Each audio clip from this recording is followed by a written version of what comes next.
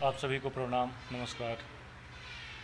आइए आज चर्चा करते हैं उत्तर प्रदेश शिक्षक पात्रता परीक्षा के विवादित मामले को लेकर माननीय इलाहाबाद हाई कोर्ट में इस मुद्दे पर क्या चल रहा है, और इस पर भी खास मुख्य एक लिमिट वीडियो में पूरी चर्चा करनी है।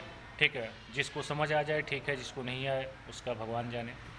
लेकिन इतना ध्यान देना है कि मुख्य बातें लास्ट एंड तक समझिएगा आप लोग। इस केस में आप सबको पता है कि जो न्यू ट्विस्ट आया हुआ है, जिसके माध्यम से केस अपना लंबा खिंचता चला जा रहा है, तो काफ़ी लोगों को मुझे ग्रुप डिसएक्टिव करना पड़ा।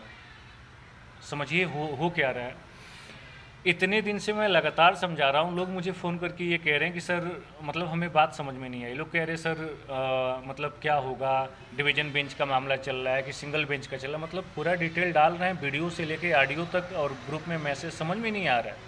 इतनी बड़ी बेवकूफ़ी भरी बातें करते हैं आप लोग। ग्रुप डिसेक्टिव करने का रीज़न सिर्फ इतना है कि यूपी टीईटी वाले जिस मैटर के लिए सभी लोग इतने दिन से लगे हुए थे, जिस वकील को हम लोगों ने इतने दिन से हैंडल करके और जो प्रक्रियाएं करवाई और उस केस में हम लोगों को जीत मिली, उस जीत में एक चीज़ नोटिस करिएगा कि आयोग अपने तरफ से स्पेशल अपील दाखिल कर रहा है, वो चैलेंज करेगा। मतलब माननीय इलाहाबाद हाई कोर्ट से जो 2 नंबर कॉमन नंबर आर्डर हुए थे उसे वो चैलेंज कर रहा है। तो उसके चैलेंज करने में एक छोटी सी समस्या आ गई है कि ये केस तब तक आगे नहीं बढ़ सकता या नंबर हमारा इंक्रीज नहीं हो सकता जब तक वो चैलेंज करके हार ना जाए।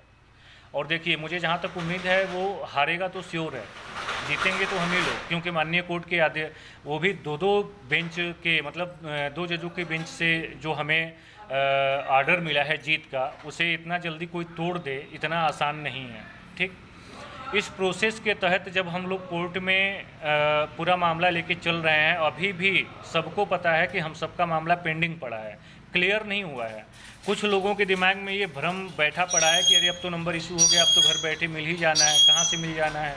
कोर्ट का जो प्रोसेस पूर्ण करवा के आयोग लिस्ट सूची भिजवानी थी, उस सूची को भिजवाने में देर आप लोगों के कारण हुई।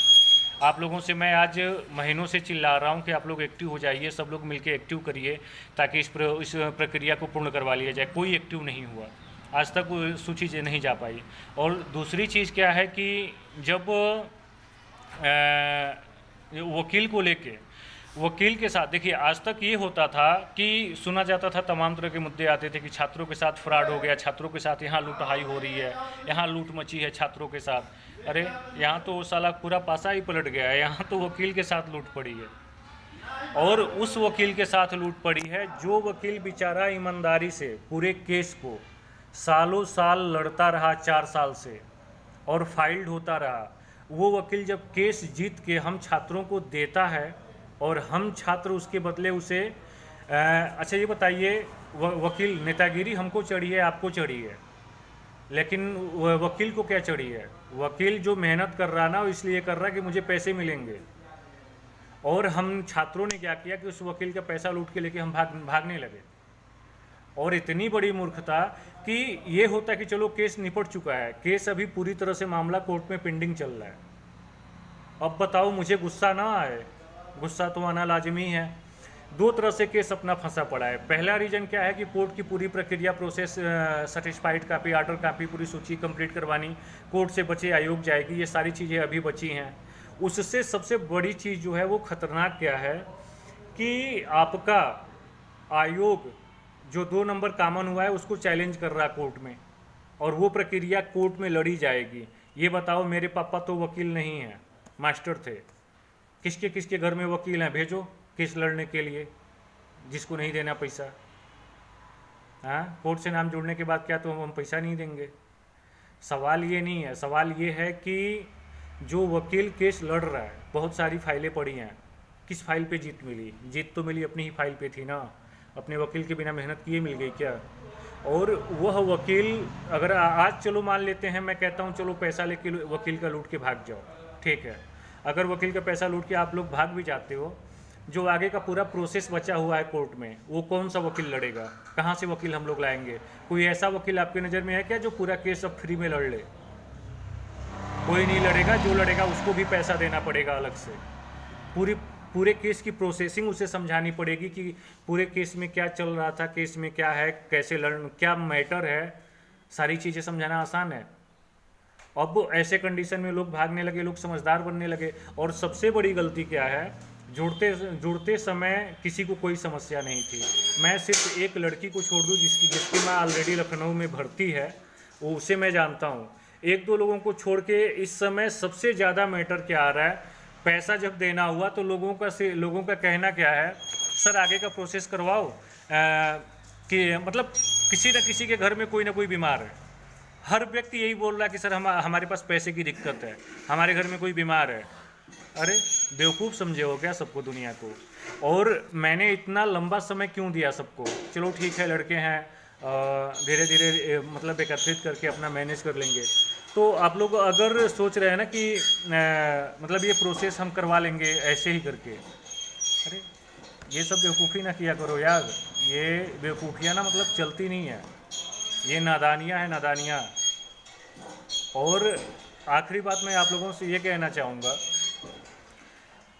जितने भी लोग एक्टिव हैं उनका सारा डिटेल मैं वकील साहब को सेंड कर चुका हूँ। और देखिए एक बात और ध्यान दीजिएगा, कुछ लोग कह रहे हैं सर हमारा भिजवा दो, हमारा भिजवा दो। किसी किसी का भिजवाया नहीं जा सकता है, और भिजवाने के लिए तो आगे के प्रोसेस के लिए सारा डिटेल डाल दिया गया है और उनकी सूची बनेगी। देखिए आयोग में एक बात नोटिस करके रखिएगा कि आयोग में ना जो कोर्ट से निकल के पूरा मामला जा रहा है, वो ऐसा नहीं है कि दो दो लोगों, चार चार लोगों का चला जाएगा। वो एक बार डिक्लेयर होगा किसका छांटना है, किसका लेके जाना है। वो वकील साहब अपना छांट लेंगे और जिसका लेके जाना है लेके जाएंगे, एक बार लेके जाएंगे और ले आके कंप्लीट वो अपना दे देंगे कि हमारी ये लिस्ट है। ऐसा नहीं होता कि दो दो चार चार लोगों को पहुंचा देना है कोर्ट में। इसलिए समय दिया गया था कि ताकि हर व्यक्ति अपने तरीके से एक्टिव हो जाए। और अब आगे का प्रोसेस क्या है, इस पर लड़ाई लड़ने के लिए आप लोग भी समझ रहे हैं, अभी लंबा चलेगा।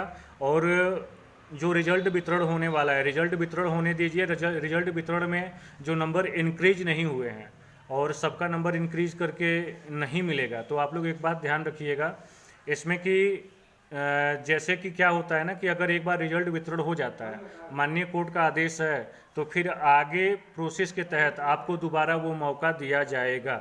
मतलब कि आयोग की तरफ से आपका रिजल्ट दोबारा बना के जारी किया जाता है। ऐसा नहीं कि जारी नहीं होगा, इस भ्रम में न रहिएगा, जारी होगा।